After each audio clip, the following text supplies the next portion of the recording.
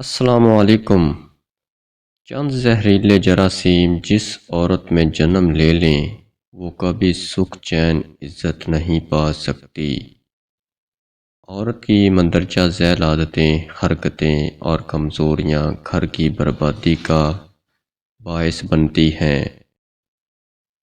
انہی وجوہات سے گلشن اجڑتے اور ویران ہوتے ہیں۔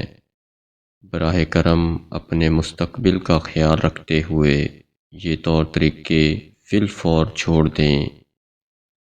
1. خاوند کے سامنے اونچا بولنا۔ 2. خاوند کے سامنے غصے سے بولنا۔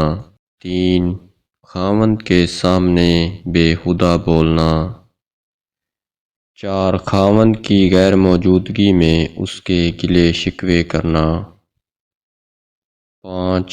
خاوند کے راز کو فاش کرنا یا کمی کوتاہی کی تشہیر کرنا۔ 6. خاوند کے منہ سے جذبات میں نکلنے والی بات کو بھلانے کے بجائے دل میں رکھنا۔ 7. میکے جا کر اپنے والدین یا بہن بھائیوں کو گھریلو حالات کے متعلق 1 کی 2